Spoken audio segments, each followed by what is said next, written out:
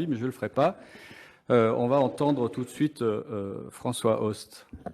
Merci, Monsieur le Président. Mes premiers mots aussi seront des mots de gratitude à l'égard des organisateurs du colloque et particulièrement de Madame Cassoul pour cette invitation qui me fait bien plaisir et aussi le fait de me retrouver dans les murs de cette faculté où a officié pendant 16 ans, je crois, l'énorme Jean Carbonnier qui, pour moi, est un modèle juridique qui m'a beaucoup inspiré.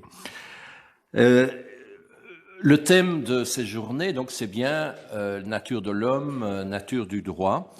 Et effectivement, peut-être de façon un peu provocatrice ou mystérieuse, j'introduis dans ce débat la notion de tiers. En rapport avec le livre que je viens, c'est un hasard, de publier il y a 2 semaines chez Dalloz, Le droit ou l'empire du tiers, mais surtout en rapport très direct avec notre thème, parce que la thèse que je voudrais défendre et qui est nouvelle pour moi, je n'y avais pas pensé avant d'être sollicité par le colloque, c'est que au fond, l'homo juridicus par excellence, ou la moulière juridica par excellence, c'est le tiers. Je ne vise pas une personne concrète, je vise chacun de nous, gouvernant ou gouverné, lorsqu'il entre dans une relation juridique, il monte sur une scène symbolique qu'on pourrait appeler la scène tierce. Il endosse en quelque sorte le rôle, le statut, le personnage ontologique du tiers. C'est la thèse que je voudrais défendre. Ça correspond à une intuition qui nous est relativement commune et familière. On dit volontiers que le droit, c'est le tiers, ou en tout cas le juge. L'intervention du droit dans une relation sociale, c'est l'intervention du tiers. Et puis, ça paraît quelque chose d'assez évident, on n'y pense pas plus que ça. Et le propos de ce livre et de ma réflexion avec vous aujourd'hui, c'est de creuser cette intuition. Le tiers n'est pas seulement le juge ou le législateur impartial au-dessus des parties, c'est la position que nous sommes amenés chacun à occuper dès lors que nous entrons dans une relation juridique. Donc ça dépasse le sens juridique technique du tiers, c'est un statut symbolique qui me paraît être celui de l'homo juridicus par excellence. Alors je m'excuse à l'avance à votre égard, le propos que je vais tenir ici est vraiment spéculatif. Là, pour le coup, je me suis lâché. En général, je prends beaucoup de précautions comme philosophe et juriste, beaucoup de précautions pour être pédagogique, ne pas trop effrayer par l'aridité de la réflexion philosophique, mais je me suis dit que dans un contexte d'une double licence droit-philosophie, eh bien, je pense qu'on pouvait se permettre ce type d'approche. Mais donc le propos que je vais vous tenir est vraiment assez ascétique. J'essaie vraiment de creuser en profondeur, pas tellement d'illustrer en largeur, mais de nous demander ensemble ce que tiers veut dire.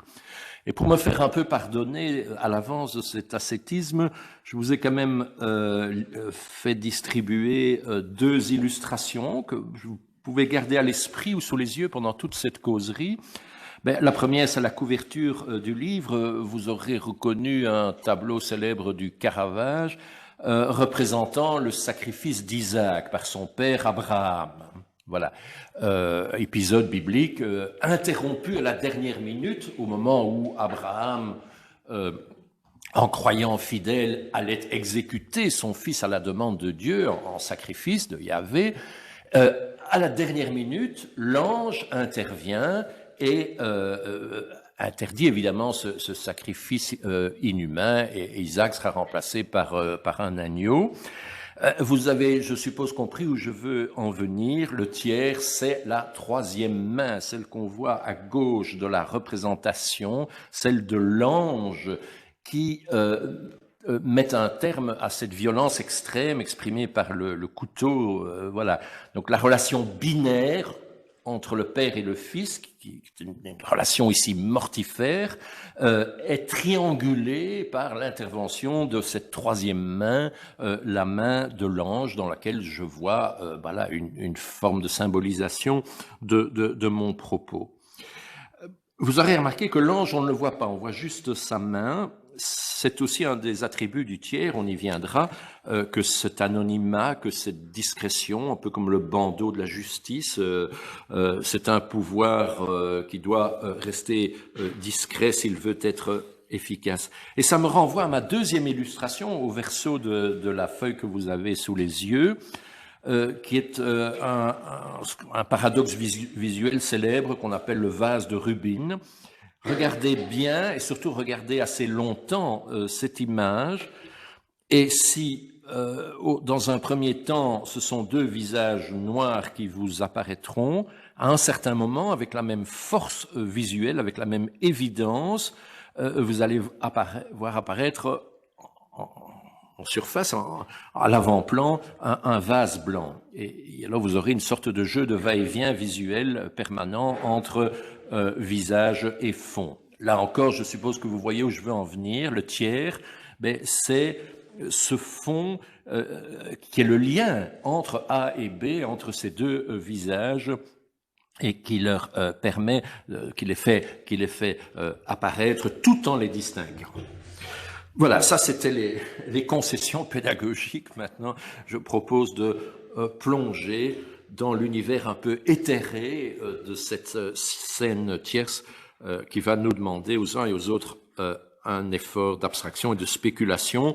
Donc pour essayer d'approcher, en toute première approche, ce personnage symbolique, le tiers, dans lequel je vois l'homo juridicus. Je commence par quelques élucidations terminologiques en distinguant petit tiers et grand tiers, troisième et tiers, tiers empirique et fonction tierce. Tiers est un adjectif, mais aussi un substantif aux usages multiples et aux sens variés, dont les sciences humaines et sociales se sont emparées pour leur conférer un rôle essentiel et, pour tout dire un peu mystérieux, très éloigné de leur acception ordinaire. Il y a le tiers du langage courant, tiers empirique et contingent, n'importe quelle troisième personne que je croise dans la rue, disons le petit tiers. Et puis, au-delà, se laisse deviner un autre tiers que certains gratifient d'une majuscule, un tiers impersonnel plutôt insaisissable, défini comme une instance plutôt que comme une personne, important par son statut et sa fonction, garantir, fonder, arbitrer, juger, sa fonction plutôt que par son identité. Les dictionnaires usuels évoquent le petit tiers. Ainsi, j'ouvre le Larousse et je lis tiers, troisième personne, personne étrangère à un groupe. Ne pas se disputer devant un tiers. Spécialement en droit, double point, personne étrangère à une affaire, un acte juridique, à un jugement. Alors si j'ouvre le petit Robert, je lis troisième personne, un couple et un tiers. Un testament fait un tiers. Par extension, personne étrangère à un groupe, à une affaire. On le voit, l'accent est mis sur la non-interférence du tiers dans la relation considérée, comme si cette troisième personne croisait inopinément et dans l'indifférence le couple ou le groupe concerné. Ici, la relation est encore horizontale. Aucun rôle, encore moins aucune autorité n'est reconnu à ce tiers. Néanmoins, il est tout de même pris en considération comme si, même indifférent, il était susceptible d'interférer à un titre quelconque, positif ou négatif, dans la relation. Par exemple, on ne parlerait pas de tiers entre Robinson et Vendredi lorsqu'ils sont seuls sur l'île de la Désolation. Du reste, la prise en compte des usages du terme tiers révèle vite des visages moins passifs de celui-ci. Ainsi, du témoin à un mariage ou à un testament, investi d'un rôle semi-officiel de témoin ou de garant. D'ailleurs, un lien étymologique fort peut être établi entre témoin et tiers. Témoin vient de testis, personne qui peut certifier une chose, terme latin qui procède lui-même de terstis, qui se tient entière.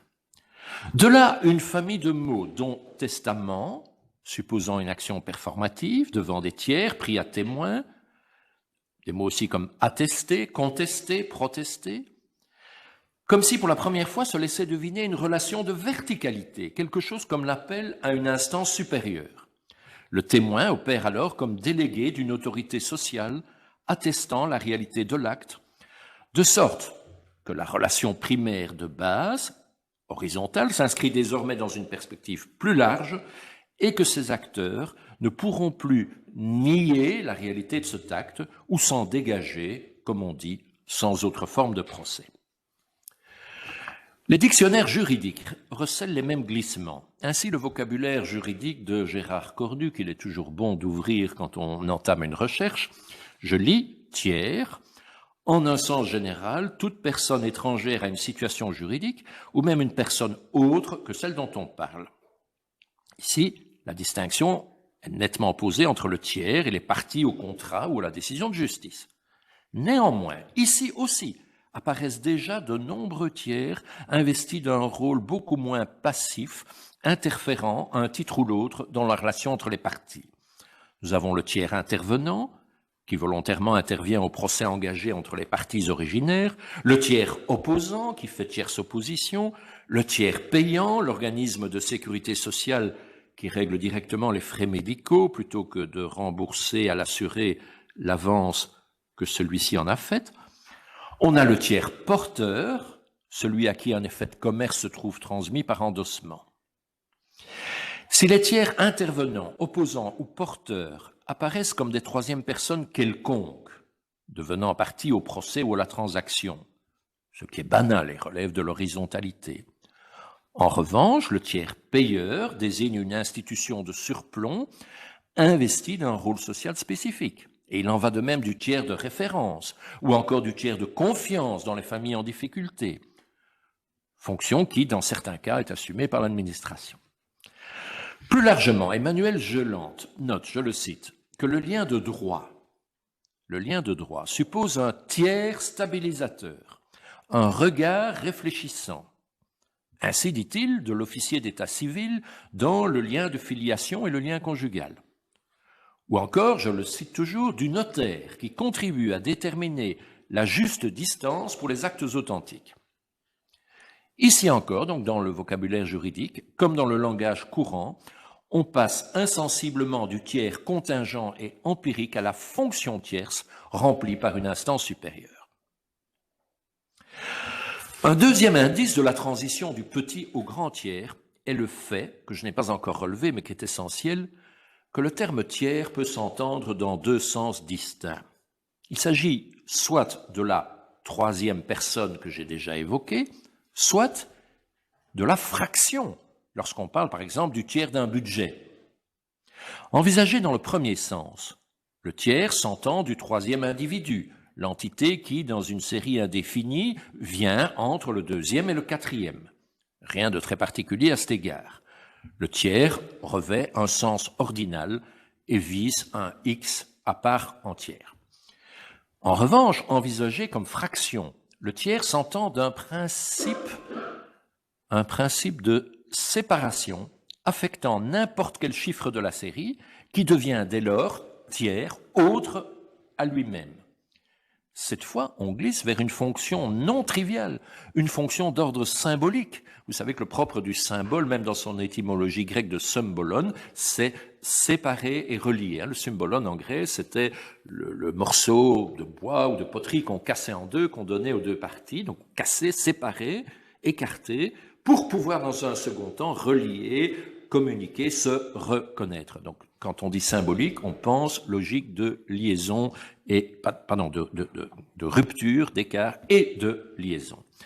Et ici, au titre d'exemple de cette fonction non triviale tierce, je voudrais invoquer Denis Salas, le magistrat Denis Salas, grand penseur de la justice, qui lui a consacré un bel ouvrage sous le titre « Le tiers pouvoir ».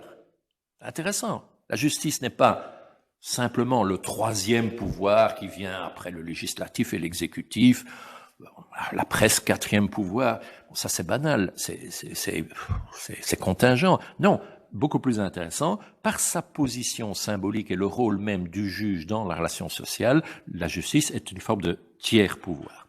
Donc c'était mon deuxième indice, distinguer troisième et tiers. Troisième indice de la complexité du tiers et de son ouverture à une fonction symbolique non triviale, je le vois dans le repérage de certains faits de langue qui accordent à la troisième personne un statut particulier. Ainsi, le linguiste Émile Benveniste note l'irréductibilité de la troisième personne de la conjugaison aux deux autres. Ainsi, contrairement au « je » et au « tu », le « il » peut désigner n'importe quel objet de pensée, animé ou non, abstrait ou concret. Il viendra, il hiberne, il pleut. Par ailleurs, contrairement aux deux autres premières personnes, la troisième ne joue pas de rôle sur le plan de l'énonciation, de l'action d'énoncer. Elle est celle dont on parle dans l'énoncé, mais ne participe pas directement au dialogue qui s'échange entre les locuteurs, c'est-à-dire ne participe pas directement à l'énonciation. Vers où nous conduisent ces premiers indices? Que révèlent ces multiples usages linguistiques? Eh bien, insensiblement, ils nous entraînent dans une mise en abîme de plus en plus vertigineuse, comme si au cœur du langage se creusait une instance réflexive renvoyant au-delà de lui-même. Il y avait d'abord le tiers contingent, la troisième personne quelconque que je croisais en chemin. Puis sont apparus les tiers impliqués, interférents, comme témoins par exemple, dans les relations entre les parties concernées. Puis ce fut le chacun anonyme, le on, le socius, visant une totalité indéterminée. Et de là, on peut passer à l'idée d'institution, on est vraiment là, vraiment au cœur du droit, on passe à l'idée d'institution avec ses codes, ses rites et ses règles. Enfin, on devine la trace d'un grand tiers, garant et régulateur, quitte à ce qu'il s'agisse d'une place vide ou d'une fonction anonyme.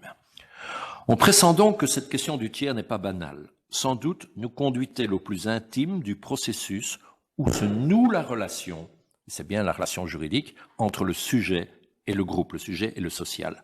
Un tiers symbolique se dessine, qui se signale par ses attributs d'autorité, de transcendance, de référence, d'impersonnalité. À ce stade, vous pourriez me demander légitimement quelque chose comme un exemple. Eh bien, je me contenterai ici d'évoquer à titre de première approximation le spectateur impartial d'Adam Smith. On sait que le philosophe anglais Adam Smith cherchait dans sa théorie des sentiments moraux, le titre de son ouvrage, il cherchait à penser les conditions d'un jugement moral avisé qui permettrait à l'homme de mettre à distance ses passions. Il en trouve les voies dans la construction d'une position tierce et réflexive qu'il appelle précisément le spectateur impartial, sorte de norme éthique personnifiée, de grand juge ou arbitre de notre conduite. Dans le théâtre de la moralité qu'il imagine, l'interaction de l'agent, celui qui pose l'action, et du patient qui la subit ou en bénéficie, cette interaction va se déployer désormais sous l'œil de ce spectateur impartial qui décentre l'agent. C'est ça la position auquel on est appelé quand on entre dans une relation juridique, c'est cette capacité à sauter par-dessus ses propres épaules, à se décentrer, qui décentre l'agent et le contraint à imaginer la portée que son acte revêt au regard du destinataire. Le voilà contraint de reconnaître l'autre, d'imaginer un instant qu'il occupe sa place et ainsi de mesurer la valeur de ses actions à l'aune de critères qui lui sont extérieurs. Ainsi, une socialisation s'amorce grâce à cette voie intérieure. Smith parlait de man within, ou encore d'internal voice, voix intérieure ou l'homme de l'intérieur. Sous l'influence de cette instance et du décentrement qu'elle impose à l'acteur, un ensemble de valeurs se met en place, dont dérivent des critères de justice et des règles d'action susceptibles, selon Adam Smith, de canaliser les passions. Ce premier exemple permet de souligner le caractère abstrait et virtuel de ce tiers. Il s'agit bien de ce qu'on peut appeler à partir de maintenant la construction d'une fonction tierce. Il s'agit bien de l'élaboration d'une perspective normative et non pas de l'identification d'un personnage concret ou d'une instance empirique. Ainsi, il importe de ne pas confondre la fonction du grand tiers que je vise avec un tiers empirique aussi important fût-il. Ainsi, par exemple, et vous y pensez peut-être depuis les quelques minutes où j'ai entamé cette réflexion, ainsi du tiers-État que Sieyès entendait mobiliser dans sa célèbre brochure discutée au début des années révolutionnaires. Dans ce pamphlet publié en 1789, donc qu'est-ce que le tiers-État ? Sieyès décrit le tiers-État, c'est-à-dire les 25 millions de citoyens distincts de la noblesse et du clergé. Et il le décrit comme, je cite, le grand corps des citoyens, une nation complète, mais aujourd'hui encore entravée et opprimée. Il est, dit-il, un rien qui aspire à devenir un tout. Pour cela, il doit se réunir à part des deux autres corps, se constituer en Assemblée nationale et adopter une constitution. Délibérant sur les intérêts de la nation, il écrira la loi commune par opposition au clergé ou à la noblesse qui s'accrochent à leurs privilèges particuliers. On voit bien que le tiers est ici considéré, donc le tiers dont parle Sieyès est considéré comme une entité réelle, parfaitement identifiable, appelée à exprimer une volonté concrète. C'est une classe sociale assimilée à la nation entière, ce n'est pas une entité symbolique exerçant une fonction abstraite. Son nom, tiers-État, lui vient de la circonstance finalement contingente qu'il est arrivé troisième sur la scène politique après la noblesse et le clergé. Par ailleurs, je fais aussi cette remarque, si elle ne doit pas être confondue avec un tiers empirique, la fonction tierce dont je parle ne renvoie pas non plus à un tiers absolu, dogmatisé, dogmatique, même si, je dois le reconnaître, elle a souvent dérivé en ce sens, dans les représentations que l'on s'en fait, et surtout dans les incarnations historiques qu'on en a données. S'il est vrai, comme on le verra, que la fonction tierce libère l'individu est un instrument de liberté et pas d'asservissement, autant qu'elle fonde le lien social, alors il faut affirmer nettement et d'entrée de jeu que cette fonction tierce se corrompt lorsqu'elle se ramène aux formes triviales de la domination, voire de la tyrannie, lorsqu'un personnage historique, et là ça arrive souvent, lorsqu'un personnage historique, un parti, une caste, une idéologie prétend l'incarner, prétend s'identifier absolument à elle et en tirer un discours dogmatique de vérité. Peut-être pourrait-on commenter sous ce jour, au bénéfice de ces remarques, la belle illustration qui nous réunit et que Ania avait choisi pour entamer ce colloque hier. Donc le juge prévaricateur, le juge corrompu, qui fait l'objet du traitement cruel que vous savez, puisqu'il est dépioté, dépecé tout vif devant nous à titre de châtiment, eh bien oui, peut-être que c'est une illustration de ça. Voilà un juge dont on attendait qu'il exerçait cette fonction presque inhumaine d'impartialité, et en étant prévaricateur ou corrompu, il était du côté d'une des parties, celle qui le payait le mieux, il cesse d'être tiers, il pèse lourdement sur un des deux plateaux de la balance, eh bien voilà, il déchoit de cette position de tiers symbolique par un mauvais usage de la fonction tierce, d'où le châtiment un peu cruel au demeurant de Cambyse. Mais alors, au-delà de ce premier exemple, le spectateur impartial d'Adam Smith, et de ces deux contre-exemples, le grand tiers empirique et le tiers absolu, qu'est-il donc ce tiers qui ne se ramène pas à la troisième personne contingente ? Je voudrais rappeler à cet égard le continuum que j'avais déjà dégagé, qui conduisait à une progressive mise en abîme. On était parti du tiers quelconque au socius anonyme, et puis de celui-ci à l'institution, et puis de l'institution au principe fouillant, mais fondateur, et fouillant comme tout principe fondateur, qui la fonde. On pourrait s'en tenir provisoirement à cette première approximation et dire ce tiers est anonyme. Il relève d'une socialité abstraite, comme Benveniste le notait, du « il » dans la situation d'énonciation. Il déborde toute relation dyadique ou binaire du je et du tu, dès lors qu'il relève d'une pluralité constitutive, le tout, le chacun, l'institution, une pluralité constitutive du groupe.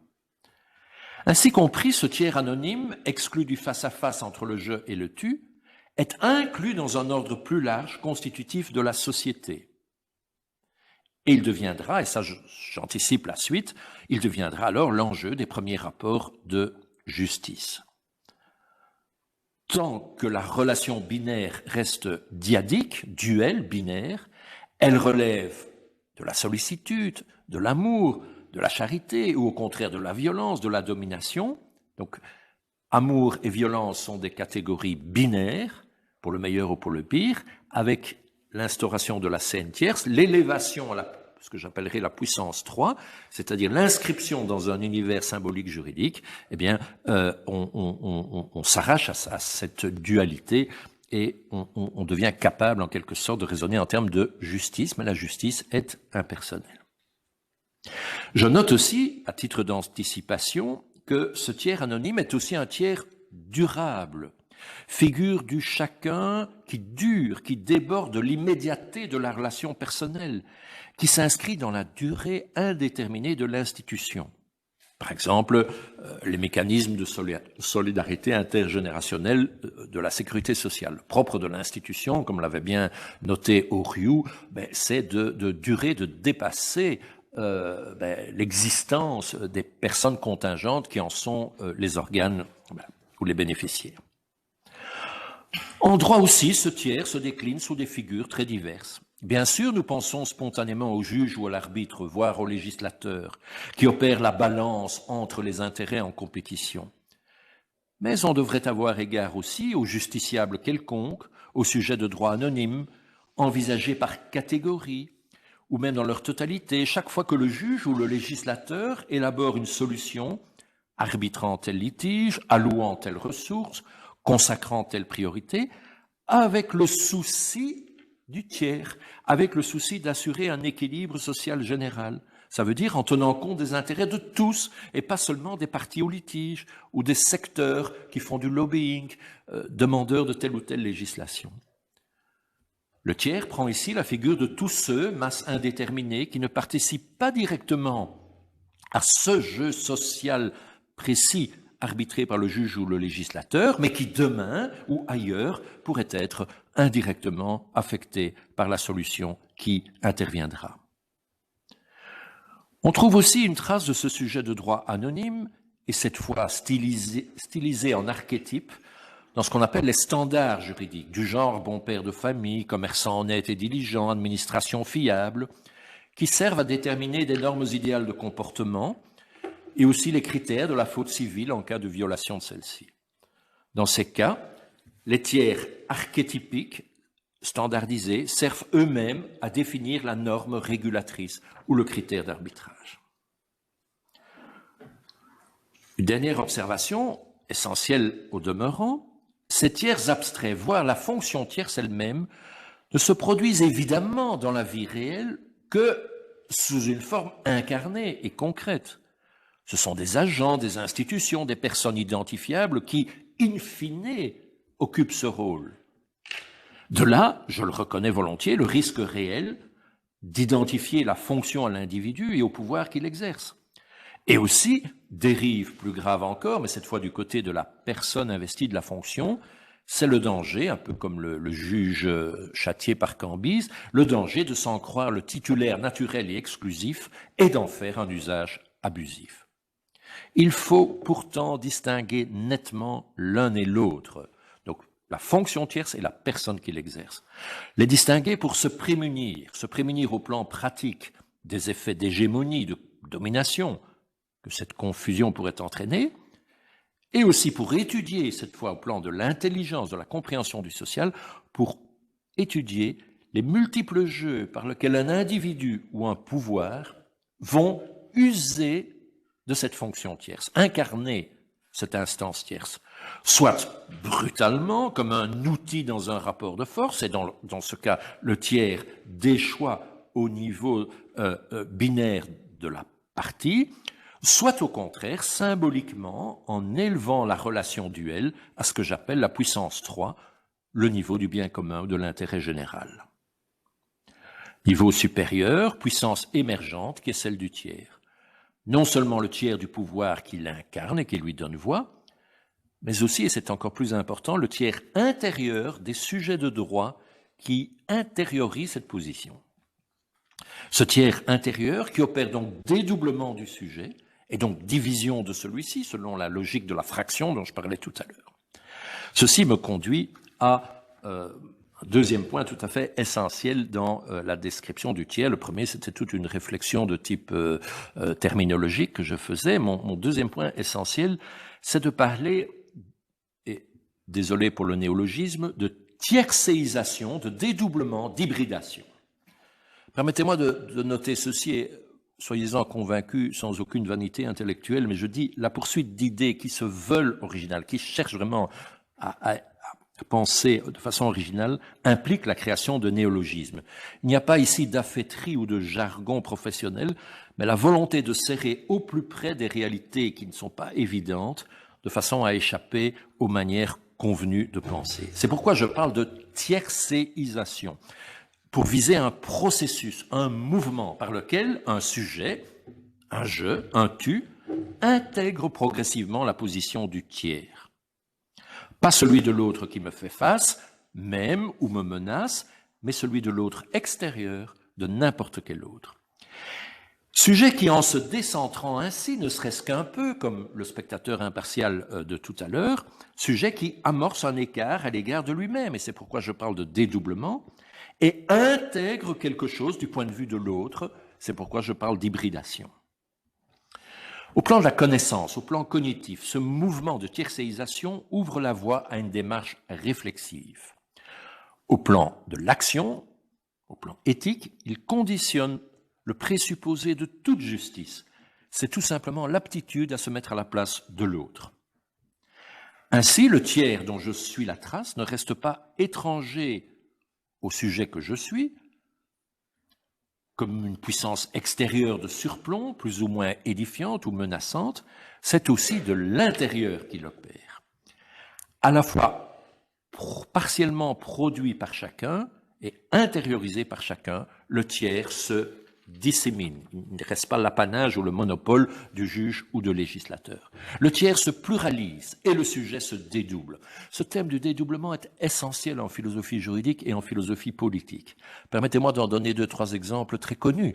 C'est chez Rousseau, on parlait de Rousseau ce matin, le dédoublement entre l'individu et le citoyen. Pour entrer dans le contrat social, il faut se dépouiller, ou en tout cas dépasser son statut d'individu égoïste et s'élever. C'est un véritable saut métaphysique, dit Boltanski, à la situation du citoyen. Autre dédoublement, celui de la masse révolutionnaire devenant la nation souveraine, signant la déclaration d'indépendance des États-Unis avec la fameuse formule « We the people », nous le peuple, formule commentée dans des termes dont je m'inspire ici par Jacques Derrida. Donc, il y a une masse anonyme, une faction émeutière qui devient la nation souveraine, qui saute par-dessus ses propres épaules, qui s'élève à la fonction 3 et est capable de se donner une constitution. Ou encore, autre exemple de dédoublement fameux, on pourrait y consacrer des colloques entiers, c'est la théorie des 2 corps du roi.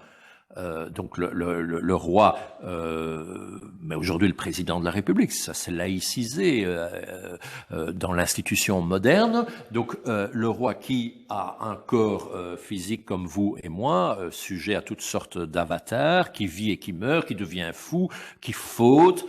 Et puis la fonction royale, la couronne, son corps mystique, qui, elle, ne meurt pas et est censée être délivrée de toute cette finitude humaine. Et donc, la théorie politique n'existerait pas sans s'ancrer sur cette dualité constitutive. Bien entendu, on pourrait soutenir que cette intériorisation de la fonction tierce révèle tout simplement le comble de l'aliénation de l'individu. Ce serait alors l'individu le petit sujet qui s'identifie au grand chef, Comme ça se voit, et ça s'est exprimé, on pourrait aussi montrer cette belle image, dans le frontispice du Léviathan de Hobbes, c'est-à-dire la page de garde de cet ouvrage fondateur de la philosophie politique moderne, le Léviathan de Hobbes, c'est 159, où on voit que le corps du souverain est formé par l'assemblage de tous les petits sujets fondus en lui, identifiés à sa personne. Cela, au moins, doit nous mettre en garde. Il y a, je l'ai déjà dit plusieurs fois, un risque d'aliénation réelle lorsqu'on parle de cette fonction transcendante du tiers. Je garde toujours en vue ce risque. Mais ici, c'est plutôt une alternative positive et émancipatoire que j'ai égard, quelque chose comme l'image inversée du Léviathan. Non plus les petits sujets dissous dans la figure du souverain, mais à l'inverse, la fonction tierce opérant au cœur, au sein de chaque individu. Ce serait en somme, si du moins on voulait bien lui donner toute sa profondeur, la réalisation de l'adage populaire « jamais deux sans trois ». Le tiers opère au sein du je et du tu, médiatisant leur dyade, pluralisant jusqu'au sujet lui-même. Et là, je vous renvoie peut-être au vase de Rubin, vous voyez, jamais deux sans trois, il y a les deux visages, et le tiers, la fonction tierce qui rend leur communication possible. Alors, je garde l'heure sous les yeux, la montre. Je souligne, parce que je voudrais vraiment qu'il n'y ait pas de méprise à cet égard, que donc ce tiers, ainsi conçu, n'est pas un tiers aliénant, mais un tiers émancipateur ou libérateur. Bien sûr, il m'engage dans la communication, il établit le lien social, mais ce n'est pas un lien de servitude, comme quand la relation est duelle, dès lors qu'elle parvient à s'élever à la puissance 3, à se référer au tiers, le lien qui s'établit est un lien qui ménage les libertés. Je passe plusieurs choses et j'en viens à mon troisième et dernier point. Ce tiers m'apparaît aussi comme une propriété émergente et, pardonnez de nouveau le néologisme, comme le produit d'une auto-transcendance. Je m'explique. D'une part, son émergence relève d'un sceau, propriété émergente, dès lors qu'il déborde toujours ses données initiales. Le vase blanc n'apparaît pas immédiatement, c'est une propriété émergente qui s'ajoute à la représentation graphique des deux visages. Par ailleurs, et c'est l'autotranscendance, dès lors qu'il s'inscrit dans une extériorité transcendante, c'est pourtant de l'intériorité immanente des sujets qu'il procède. Le vase blanc n'apparaîtrait pas s'il n'y avait pas de visage noir qui le configure. Alors, quelques mots d'explication sur ces deux points centraux également. Je dis, l'effet tiers ne s'observe pas partout et toujours. Son émergence n'était pas programmée ni nécessaire. Et sa poursuite s'accompagne d'une dose permanente de risques et d'incertitudes. C'est que cet effet de démultiplication, c'est-à-dire le passage à la puissance 3, est le fruit de ce qu'on appelle dans les sciences naturelles une propriété émergente, c'est-à-dire une propriété qui ne se trouve pas inscrite comme telle dans les composantes initiales de l'entité observée. C'est de la combinaison originale de ces éléments que surgit une propriété inédite, une information nouvelle, une forme supérieure. Sans doute la propriété nouvelle était-elle inscrite comme une possibilité latente au sein des composants d'origine, mais c'est leur combinaison qui l'actualise et la fait émerger. On peut bien dire alors, et voilà encore une expression, que le tout est plus grand que la somme des parties qui le composent. Et c'est vrai. Ce n'est pas la sommation seulement des trois unités, il s'inscrit dans une logique supérieure, exponentielle. L'effet tiers en est l'expression qui dégage une puissance considérable, une force performative dans cet effet tiers, comme un opérateur de liaison du lien social, un catalyseur qui précipite une réaction d'intégration. Voilà que cette modeste fraction, le tiers, une fraction, voilà que cette modeste fraction, en divisant, multiplie. Ou encore, de ce moins, l'unité fractionnée, l'identité fragilisée, de ce moins surgit un plus, le lien social renforcé. On dira peut-être que toutes ces métaphores, sceaux, propriétés émergentes, le tout supérieur à ses composantes, un moins qui produit un plus, que toutes ces métaphores relèvent d'une mathématique fabuleuse, voire fantaisiste. Eh bien, je conseillerais à ceux qui pensent ainsi de s'abstenir de réfléchir au social, car je pense qu'ils se condamneraient à ne saisir du social que des faits parfaitement insignifiants et des statistiques muettes. Plus exactement, il manquerait ce qui en constitue la spécificité du social, du lien social, c'est-à-dire le passage au sens, la signification émergente qui le met en mouvement, l'humanise et l'arrache à la factualité brute. Et dans le même ordre d'idées, je poursuis en parlant d'autotranscendance, et je dis que cet arrachement, qui est non sans rapport avec le saut que je viens d'évoquer, prend la forme paradoxale d'un saut par-dessus ses propres épaules. Et je l'exprime avec un nouveau néologisme, autotranscendance.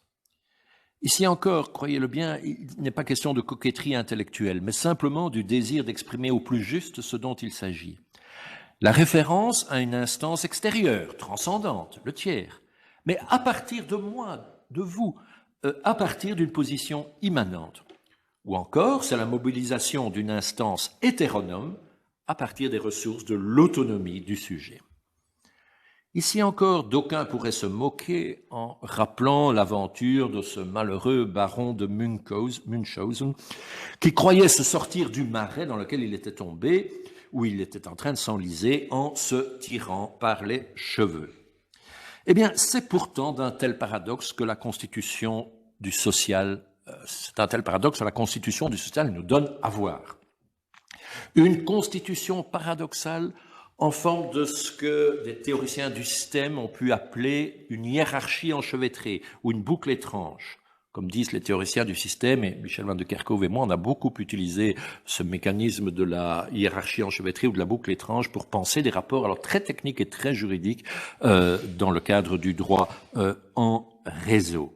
Donc c'est un mouvement qui semble suivre l'étrange parcours de la bande de Mébius qui de l'intérieur conduit à l'extérieur et y ramène. Un ruban sans fin est doté d'un seul bord dont la torsade qui lui est imprimée dissout l'idée même d'intérieur ou d'extérieur, de haut ou de bas. Alors, mon temps est passé, quasiment passé. Dans mon texte écrit, je donne l'exemple du contrat social de Rousseau. Si on veut, on peut en parler peut-être dans la discussion. Voilà, où je m'arrête ici, trois mots de conclusion. Donc, quelques mots de conclusion qui ne sont en fait que les propos liminaires du livre. D'abord, on avait un inventaire terminologique qui révélait un continuum. Donc, on était passé du tiers empirique à l'institution. On était passé de la troisième personne quelconque au tiers comme fraction, ce qui était plus intéressant.